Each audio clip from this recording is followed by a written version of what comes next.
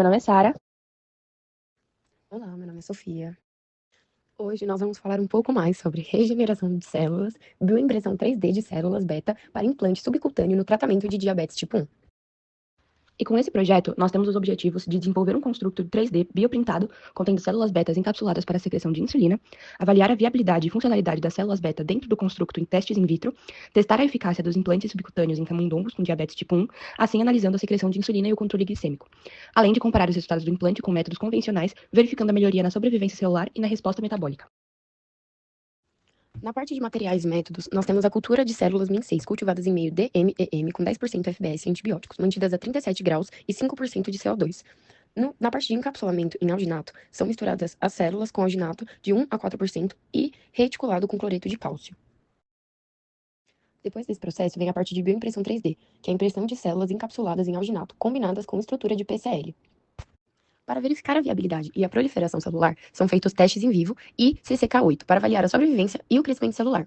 Já na parte de secreção de insulina, in vitro, é feito um estímulo com glicose e quantificação via ELISA, que é um tipo de teste feito também.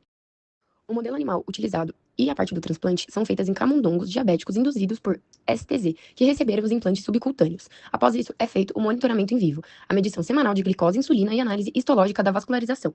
Aqui, nós podemos ver um pouco mais da proliferação. Aqui nós podemos ver um pouco mais sobre a proliferação celular na primeira imagem. Depois, a gente pode analisar um pouco sobre a fabricação do construto 3D, das camadas e a inserção subcutânea no camundongo.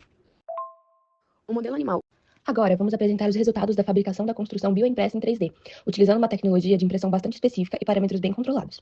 A tecnologia empregada foi a impressão 3D multicabeça por deposição, que vai permitir o uso simultâneo de diferentes materiais, assim facilitando a criação de estruturas complexas, como é o caso da bioimpressão com células. Utilizamos dois principais materiais, a policaprolactona, que também é conhecida como PCL, um polímero biocompatível amplamente usado em engenharia de tecidos. Além disso, a gente usou uma biotinta de alginato contendo células MIN6, que são células pancreáticas murinas utilizadas como modelo para estudos em bioengenharia. Agora, para a impressão das escórias de PCL, nós utilizamos um bico de aço inoxidável com diâmetro de 300 micrômetros em uma velocidade de impressão de 200 milímetros por minuto, uma pressão de ar de 600 kPa e uma temperatura de 65 graus Celsius, o que é necessário para manter o PCL na sua forma fundida durante a deposição. Já para a biotinta com células, os parâmetros foram mais delicados. O bico era maior, com 800 micrômetros, para não danificar as células. A sua velocidade foi reduzida para 50 milímetros por minuto, a pressão de ar foi de 150 kPa e a temperatura foi mantida em 22 graus Celsius, ou seja, uma temperatura ambiente, para poder preservar a viabilidade celular. Na parte superior direita, nós temos um fluxograma simplificado desse processo da bioimpressão, o que vai mostrar as etapas da deposição das escórias e da biotinta em camadas. Já a imagem inferior vai mostrar o resultado final, ou seja, a construção bioimpressa com uma estrutura em grade, o que vai garantir um suporte mecânico e um espaço para o encapsulamento celular.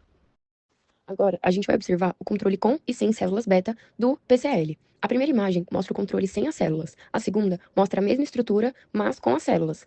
E a terceira confirma a presença das células beta. Importante para comprovar que o material suporta e vai manter as células.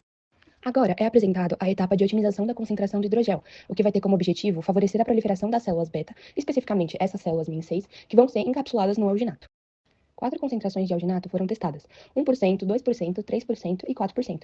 Essas concentrações foram escolhidas para a gente entender como a densidade do hidrogel vai influenciar nessa viabilidade celular ao longo do tempo. E os resultados vão mostrar um desempenho excelente. A viabilidade celular vai se manter acima de 85% em todas as concentrações, tanto no dia 1 quanto no dia 7. Nas imagens à esquerda, A e B, nós podemos ver os testes de células vivas e mortas. Em verde, as células vivas e em vermelho, as células mortas.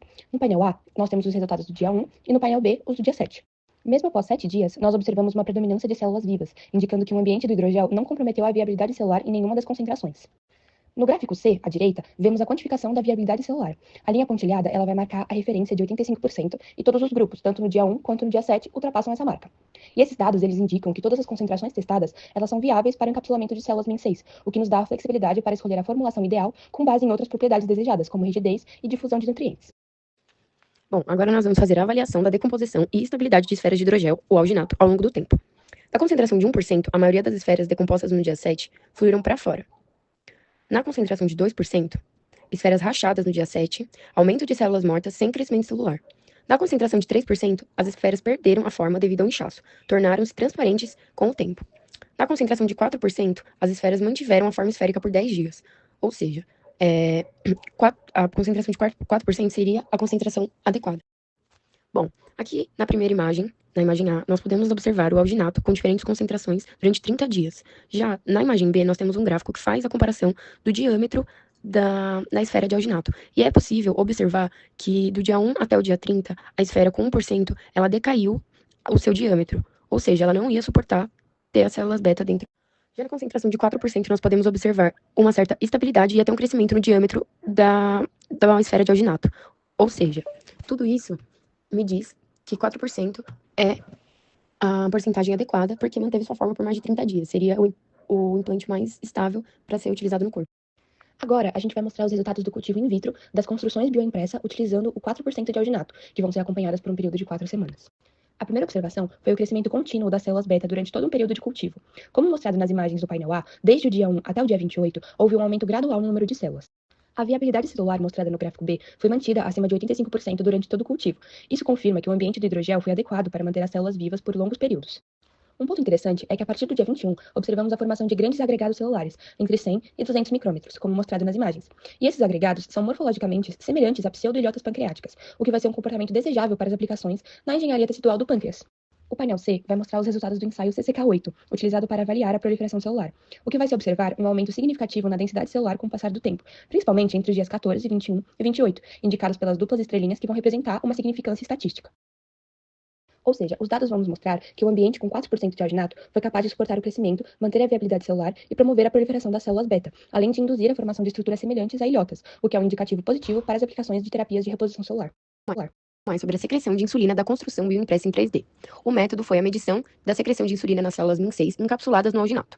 Os resultados foram que a secreção de insulina aumentou em até 2 vezes, ou seja, 215% em alta glicose, comparado à baixa glicose, concluindo que a construção bioimpressa secretou insulina em resposta à quantidade de glicose injetada. No gráfico abaixo, nós temos uma demonstração e a confirmação dos fatos que foram acabados de apresentar durante 28 dias em que foram analisadas a quantidade de secreção de insulina diante com a baixa e a alta glicose. Agora, essas construções bioimpressas contendo as células beta vão ser aplicadas em uma implantação in vivo, ou seja, avaliados em um modelo animal. O modelo utilizado foram camundongos de 8 semanas com níveis de glicose acima de 300 mg por dl, induzidos por tratamento com STZ para simular esse quadro diabético. Foram comparados 2 grupos, o grupo controle, que recebeu essas construções sem as células MIN6, e o grupo experimental, com as construções contendo as células MIN6. Os animais eles foram acompanhados por até 56 dias, com medições semanais de glicose e sacrifício dos animais em 2 pontos, aos 28 e 56 dias após a implantação.